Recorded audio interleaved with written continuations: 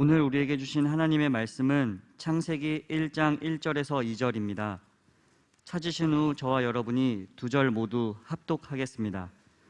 창세기 1장 1절에서 2절입니다.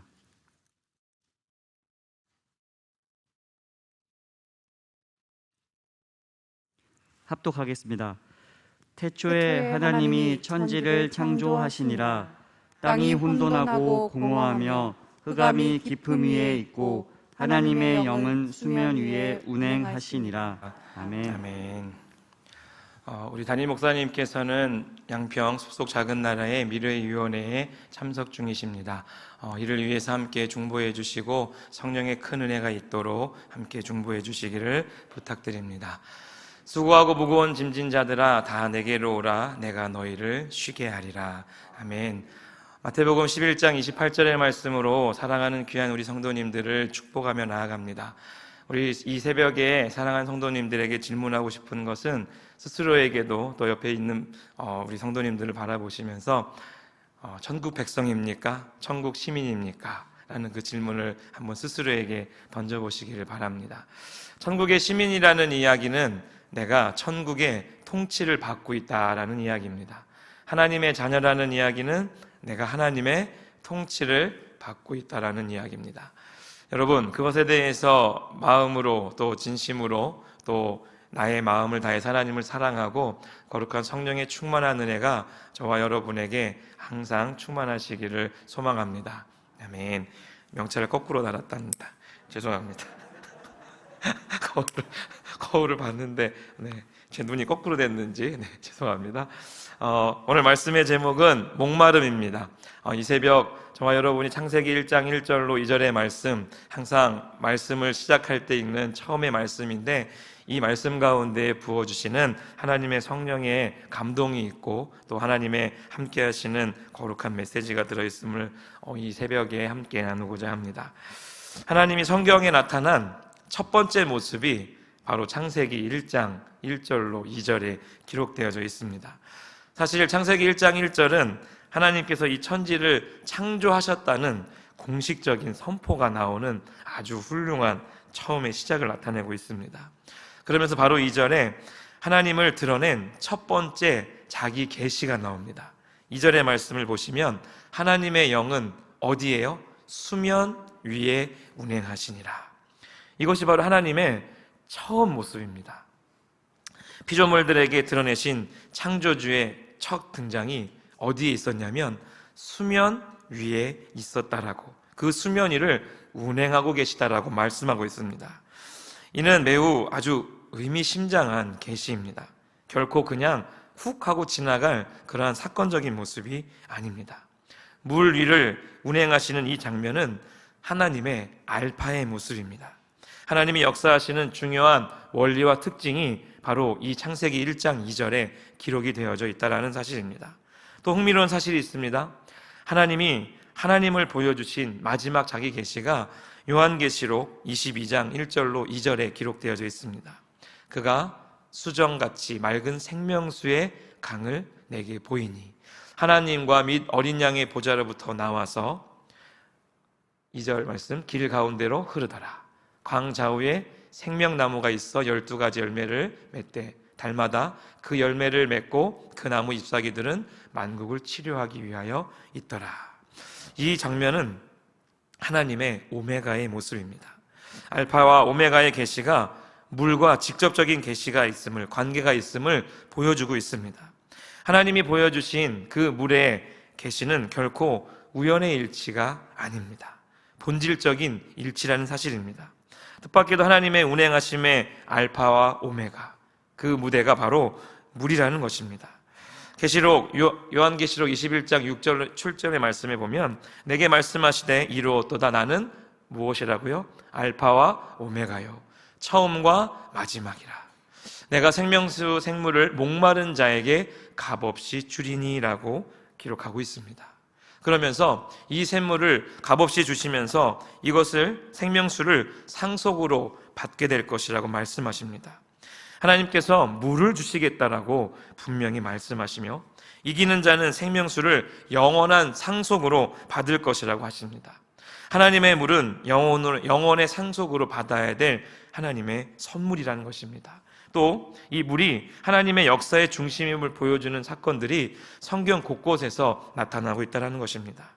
창세기 1장 2절의 말씀 오늘 우리가 읽었는데요, 한 번 더 읽어보도록 하겠습니다. 땅이 혼돈하고 공허하며 흑암이 깊음 위에 있고 하나님의 영은 수면 위에 운행하시니라. 아멘. 이 말씀에서 하나님의 영이 무리를 다니신다라는 사실은 우리가 반드시 주목해야 될 하나님의 섭리입니다. 그런데 어떤 무리를 다니시는지 2절의 말씀을 언뜻 보면 잘 모를 수가 있습니다. 그러나 2절에 어떤 무리인지가 분명히 나오는데요, 땅은 아직 아무것도 만들어지지 않은 상태였습니다. 흑암이 깊음 위에 있다라고 이렇게 말을 하고 있습니다. 여기서 흑암이라는 이 히브리어 단어는 호셰크입니다. 이 호셰크는 세상을 덮고 있던 태초의 흑암, 태초의 어둠을 말합니다. 그런데 이 어둠은 빛의 상대적인 것이죠. 물리적 의미의 어둠입니다. 즉 사탄으로 인한 그런 더러움의 어두움을 말하지 않습니다. 하나님의 순수한 창조의 구름이고 하나님이 친히 중요한 것을 덮으실 때 쓰시는 거룩한 덮개를 의미합니다. 그런데 이 흑암이 깊음 위에 있다라고 성경은 말합니다.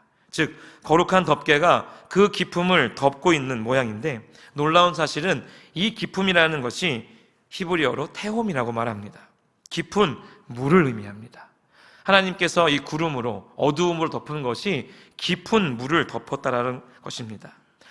히브리인들은 누구나 다 알고 있는 말, 즉 광야를 살아가는 백성들에게 언제나 감사와 감격을 자아내는 말이 있는데 바로 깊음, 테홈이라는 말입니다. 테홈은 말씀드렸지만 원천입니다. 샘의 원천이고 물의 원천을 말하는데요, 어떤 상황 가운데에서도 마르지 않는 깊은 샘을 말합니다. 그리고 깊은 물을 뜻합니다.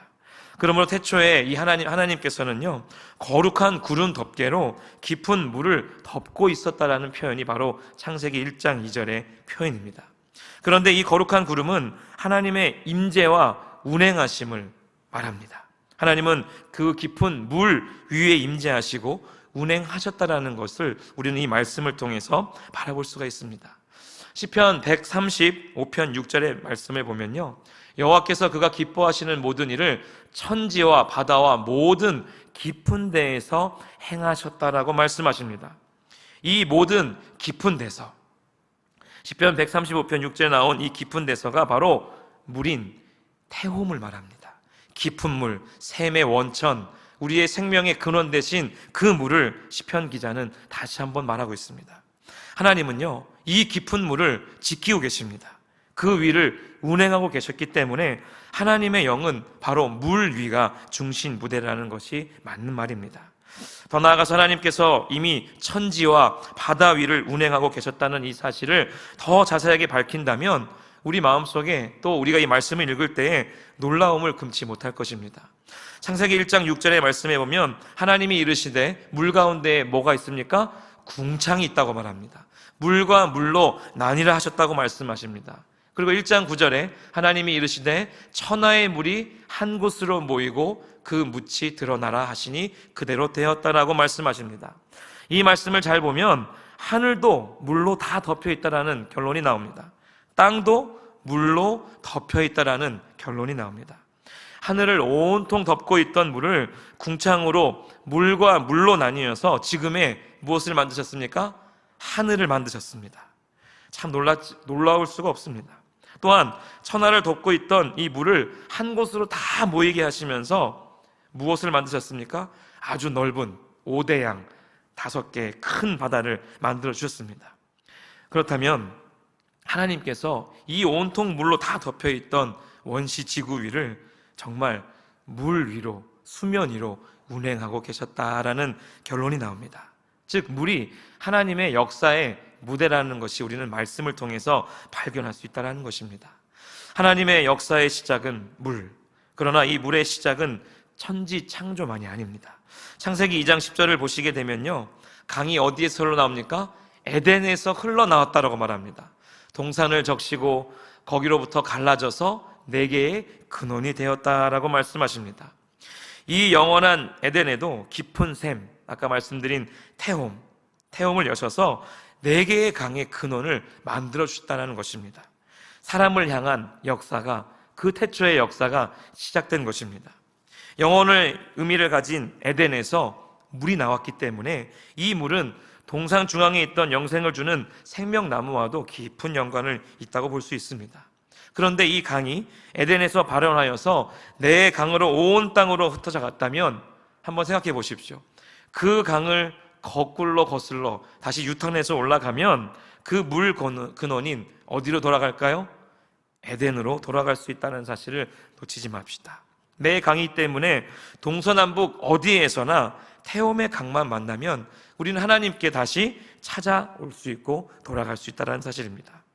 타락과 홍수 심판 후에 흩어진 자들이 이 생명나무 동산으로 다 되돌아올 수 있는 길은 생명의 강물을 다시 한번 만나면 되는 것입니다. 하나님께서 에덴에서부터 이 강을 시작하셨다라고 말씀하셨습니다. 그 이유는 돌아올 수 있는 길을 우리에게 만들어 주셨다라는 것입니다. 즉, 우리 에이미 감사 중에 마지막 3번째가 무슨 감사입니까? 여호와 이레. 여호와 이레의 뜻이 이 가운데 있다라는 것입니다. 이때의 물길은 그냥 물길이 아닙니다. 생명나무의 길로 하나님께서 다시 우리를 돌아가게 하시는 길입니다. 즉, 예수님이 걸어오신 그 길, 고난의 길, 또 우리가 그 길을 다시 한번 유턴해서 올라가면 하나님의 보좌에 앞으로 나아갈 수 있는 길이 열려진다는 것입니다. 그래서 우리는 예수님을 구주로 믿는 것이고 예수 그리스도의 보혈을 의지하며 오늘 이 하루를 살아가는 것입니다. 그런 의미에서 이 에덴의 샘은요, 영원한 샘이기에 생명수의 샘물이라는 것입니다. 즉, 온 땅에 생명의 젖줄임을 잊지 말으셔야 됩니다. 신명기 11장 9절의 말씀을 보시면 이렇게 말씀하십니다. 또 여호와께서 너희의 조상들에게 맹세하여 그들과 그들의 후손에게 주리라고 하신 땅, 곧 젖과 꿀이 흐르는 땅에서 너희의 날이 장구하리라. 아멘. 지금 이 깊은 샘물은요, 죄와 악으로 오염되지 않도록 깊은 땅 속으로, 아니 진실로 사모하는, 이 예배를 사모하는 영혼들 속으로 흐르는 하나님의 생명수의 말씀이라는 것입니다. 여러분, 어머니의 이 자궁 안에 흐르는 물이 있습니다. 그 물을 무엇이라고 얘기합니까? 양수라고 합니다. 태아의 생명을 지켜주고 키우는 물이 바로 이 양수입니다. 이 생명수 안에서 태아는 어떻게 합니까? 자라납니다.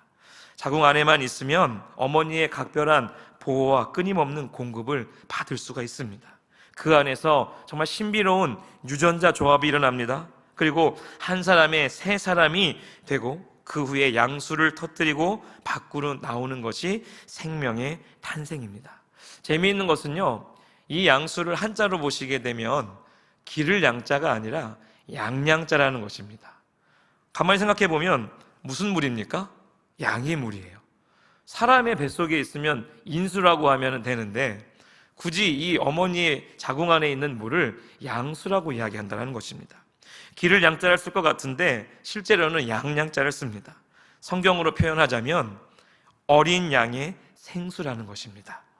어린 양의 생명수로 우리의 생명인 영이 거듭나고 그 영이 자라는 것을 볼 때에 너무도 신기한 일이 아닐 수 없습니다. 하나님의 생명 안에, 하나님의 자궁 안에, 하나님의 그 말씀 안에 생명수가 있다는 것입니다. 아이가 어머니의 양수를 떠나서는 살 수 없듯이 영이 살아난 우리 그리스도인은 하나님의 생명수를 떠나서는 절대적으로 살 수 없다라는 사실입니다. 실제로 이스라엘 백성은 생수의 근원이신 하나님을 떠났다가 어떻게 됩니까? 영적으로 영원히 죽게 됩니다. 그래서 하나님의 생명수는 생명의 알파와 오메가인 것입니다. 예수님과 니고데모의 대화를 우리는 분명히 기억하실 것입니다. 요한복음 3장 3절의 말씀을 보면 이렇게 기록합니다. 예수께서 대답하여 이르시되 진실로 진실로 내게 이르노니 사람이 거듭나지 아니하면 무엇을 볼 수 없습니까? 하나님의 나라를 볼 수 없다라고 말합니다. 그런데 니고데모는 말합니다. 사람이 늙으면 어떻게 날 수 있사옵니까? 두 번째 모태에 들어갔다 다시 날 수 있사옵니까? 이렇게 되묻습니다. 니고데모는 어머니의 양수 속에 들어가서 새 사람으로 다시 태어나는 것을 이렇게 생각합니다. 거듭남이라는 의미로 생각을 하는 것입니다. 그것 외에 다른 거듭남을 생각할 수 없었던 것입니다. 그런데 예수님은 진실로 사람이 무엇으로요? 물과 성령으로 나지 아니하면 하나님의 나라에 들어갈 수 없다라고 말합니다. 진정한 거듭남, 이것은 우리의 몸이 아니라 영이 생수의 성령으로 거듭나서 하나님의 나라에 들어가야 한다는 것입니다. 그래서 몸을 위해서는 어머니의 양수가 필요하지만 우리의 영을 위해서는 성령의 양수가 절실하게 필요한 것입니다. 죽은 영이 다시 살아나기 위해서는, 끊겼던 영과 영의 교통함을 위해서는 반드시 어린 양의 양수 속으로, 즉 예수 그리스도의 생명수 안으로 우리는 들어가야 된다는 것입니다. 요한복음 3장 6절로 7절의 말씀을 우리 다 같이 한번 읽겠습니다. 시작. 육으로 난 것은 육이요 영으로 난 것은 영이니 내가 내게 거듭나야 하겠다 하는 말을 놀랍게 여기지 말라. 그 물에 성령으로 살아난 영이 자라면서 생명나무가 되는 것입니다. 심겨진 씨앗이 물로 자라서 나무가 되듯이, 그리고 그 나무에 열매가 맺듯이 말입니다. 우리의 생명인 이 영이 자라서 생명나무가 되고 생명수의 강에서 하나님의 사람으로 장성하여서 생명의 열매를 맺으셔야 합니다. 영생의 생명나무는 무엇으로 자랍니까? 오직 생명수로만 자랍니다. 이것이 바로 생명 시냇가에 심긴 나무라는 것입니다. 정말 성령의 생수를 소홀히 여기지 마십시오. 그리고 영적으로 내가 잘 자라지 않고 또 이 흑암의 어둠 속에 살아가는, 죄악 가운데 살아가는 우리들에게 있어서는 정말 생명의 거룩한 물이 필요합니다. 그리스도인들의 영적인 문제가 무엇입니까? 말씀을, 매일의 양식을, 또 매일의 기도를, 매일의 찬양을 내가 거르기 때문에 내가 영적으로 자라지 못하고 늘 믿음의 그 성장을 이루지 못한 채 영적인 제자리 걸음만을 하고 있는 것입니다. 성령의 열매를 맺지 못하는 영적인 그 부끄러움을 오늘 이 새벽 우리가 다시 한번 말씀으로, 기도함으로 넉넉한 하나님의 채우심이 있기를 주님의 이름으로 축원드립니다. 구약시대에도 하나님께서는 그 시대의 백성들에게 간절하게 말씀하시고 또 말씀하십니다. 예레미야 2장 13절의 말씀을 우리 다 같이 한번 읽어보겠습니다. 내 백성이 두 가지 악을 행하였나니 곧 그들이 생수의 근원되는 나를 버린 것과 스스로 웅덩이를 판 것인데 그것은 그 물을 가두지 못할 터진 웅덩이들이라. 구약의 백성들도요, 우리처럼 생명의 근원이신 하나님을 멀리했다라고 기록합니다. 참 이상합니다. 율법은 율법대로 지키면서도 생명의 근원이신 그 실제인 생수의 근원을 멀리한다는 것은 정말 이상한 일입니다. 예배는 예배대로 드리면서 영의 젖줄인 그 생명수의 근원을 멀리하고 있는 것과 똑같은 현상입니다. 신구약의 핵심적인 영적인 문제는 무엇일까요? 오늘을 살아가는 우리에게 있어서 영적인 문제는 무엇일까요? 하나님을 멀리하는 것입니다. 예레미야 2장 19절에 내 하나님 여호와를 버림과 내 속에 나를 경외함이 없는 것이 악이요 고통인 줄 알라. 만군의 여호와의 말씀이니라. 이러한 문제가 바로 육적인 문제가 아니라 영적인 문제라는 것입니다. 우리의 중심의 영은 생수가 없으면 살아갈 수 없는 그런 목마른 존재입니다. 그 생수의 근원 대신 하나님을 등지고 산다는 것은 물속의 물고기가 어떻게 하는 것입니까? 물 밖으로 튀어나와서 그냥 아가미만 깔딱깔딱 대면서 죽어가는 상황과 똑같습니다. 그래서 점차 영은 죽어가고 육으로만 살아가는 영적인 곤고함이 따라붙을 수밖에 없는 것입니다.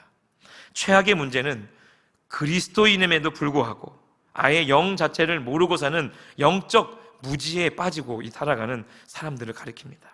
이렇게 되면 결국 오늘 예배를 드리고 있지만 중심이 없는 가짜 예배, 영과 진리가 빠져버린 형식적인 예배만을 드릴 수밖에 없습니다.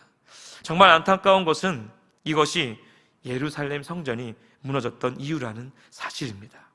이 같은 문제를 예레미야를 통해서 한번 보시게 되면 예레미야 17장 5절로 6절의 말씀을 보면 여호와께서 이와 같이 말씀하십니다. 무릇 사람을 믿으며 육신으로 그의 힘을 삼고 마음이 여호와에게서 떠난 그 사람은 무엇을 받습니까? 저주를 받을 것이라. 7절 말씀입니다. 그는 사막의 떨기나무 같아서 좋은 일이 오는 것을 보지 못하고 광야 아주 간조한 곳, 그곳 건건한 땅, 사람이 살지 않는 땅에 살리라. 이렇게 말씀하십니다. 육신의 힘과 의지만 믿고 정말 생명의 근원, 생수의 근원 되시는 하나님을 멀리하면 결국 언젠가 그가 살아가기 어려운 땅으로 가게 된다는 사실을 예레미야를 통해서 말씀하십니다. 못 살겠다고 탄식하고 저절로 탄식이 나오는 삶으로 간다는 아주 슬픈 이야기입니다. 왜요? 생명수, 그 말씀의 물이 없어서. 자신 안에 있는 영의 목마름을 외면하면 언젠가는 그 영의 목마름 때문에 삶도 지겨워지고 때는 정말 내 삶의 기쁨과 감사가 다 떠나버리게 된다는 것입니다. 지금도 하나님은 세상 자체가 살기 힘들어진 것보다는 우리 속에 영이 메말라서, 우리의 영이 목말라서 그 삶이 더 힘들어진 것이라고 이 말씀을 통해서 분명히 선포하십니다. 영의 외면이 삶을 더 무겁게 만들고 힘겹게 하고 있다는 것입니다. 여러분, 성령의 음성이 귓가에 들려지십니까? 하나님을 의지하며 의뢰하는 그 사람, 예레미야 17장 7절에 8절의 말씀을 우리 한 번 더 다 같이 읽겠습니다. 시작. 그러나 무릇 여호와를 의지하며 여호와를 의뢰하는 그 사람은 복을 받을 것이라. 그는 물가에 심어진 나무가 그 뿌리를 강변에 뻗치고 더위가 올지라도 두려워하지 아니하며 그 잎이 청청하며 가무는 해대도 걱정이 없고 결실이 그치지 아니함 같으니라. 아멘. 약속의 말씀을 우리에게 예레미야 선지자를 통해서 분명히 주십니다. 이 말씀이 오늘의 삶에서의 정답입니다. 생수의 근원 되신 여호와께 뿌리를 내려 사셔야 됩니다. 생명수를 마시는 자는 세상이 메마를지라 할지라도 오히려 그때에 무엇합니까? 열매를 맺는다는 것입니다. 우리 시냇가 푸른나무교회 모토 중에 거꾸로 가는 교회가 있습니다. 정말 영적으로 메말라가고 코로나19 때문에 어려워가지만 거꾸로 주변의 사람들을 도와가고 많은 이들을 힘을 더해주고 더 정말 거꾸로 가는 일들만을 우리는 해가고 있습니다. 하나님께서 그 가운데 열매를 맺게 하시고 정말 인생 역전의 놀라운 은혜들을 우리에게 부어주신다는 것입니다. 하나님을 의뢰하는 자들, 하나님을 끝까지 신뢰하는 자들에게 하나님은 아무리 이 시대가 메마를지라도 거꾸로 아름다운 풍성한 열매를 맺게 해줄 줄 믿습니다. 물가에 심어진 나무, 이 나무는 생명의 근원이신 하나님의 영입니다. 나무의 뿌리는 깊은 곳에 있는 나의 영입니다. 생수의 근원이신 하나님의 영과 나의 뿌리인 영과의 만남은 영적인 축복이 흘러들어오는 축복의 통로가 되는 것입니다. 그렇게 하나님의 영이 흘러들어와서 생명나무가 막 자라게 됩니다. 그리고 생명의 열매를 풍성하게 맺게 됩니다. 더불어 삶의 축복은 열린 문으로 따라 들어오게 되는 것입니다. 예레미야 17장 13절 말씀에 이스라엘 소망이신 여호와여 무릇 주를 버리는 자는 다 수치를 당할 것이라. 무릇 여호와를 떠나는 자는 흙에 기록이 되어오리니 이는 생수의 근원이신 여호와를 버림이니이다. 생수의 근원이신 여호와를 계속적으로 강조하고 있습니다. 주를 버리면 생수의 근원도 버리게 된다는 것입니다. 즉 여호와의 생수와 여호와는 결코 분리될 수 없습니다. 예레미야 2장에서도 이스라엘의 가장 큰 죄가 생수의 근원이신 하나님을 버린 죄라고 말합니다. 실제로 이스라엘 백성들에게 얼마나 많은 죄악이 있었습니까? 우상 숭배, 음란, 탐욕 등 수많은 죄악들이 있었지만 그런 것들을 다 일일이 기록하지 않습니다. 왜요? 생수의 근원을 떠나면 이러한 죄악들은 당연히 지을 수밖에 없기 때문입니다. 반대로 생수의 근원을 떠나지 않고 그 근원으로부터 생수를 받으면 많은 죄악을 거꾸로 이길 수 있게 됩니다. 아멘이십니까?